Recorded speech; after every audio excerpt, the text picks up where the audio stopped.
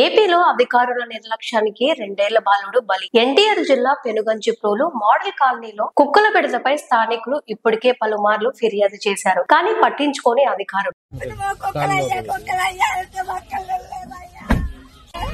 ఏ ఊరమ్మా మీది?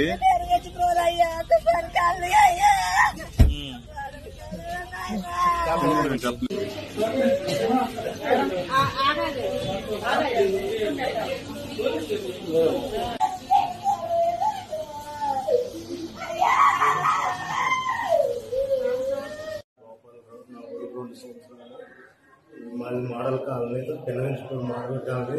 నా కొడుకు ఆడుకుంటుంటే 10 కుక్కలు వచ్చి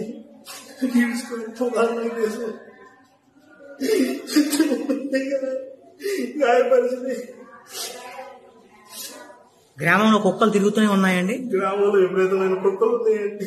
పట్టించుకునే వాళ్ళు డైలీ ఆ కుక్కలు కొడుతూనే ఉన్నాయి. నా కొడుకు రాత్రి ఈ రోజు ఆరు బయట ఆడుకుంటున్న రెండేళ్ల బాలుడిపై దాడి చేసి చంపేసిన వీధి కుక్కలు.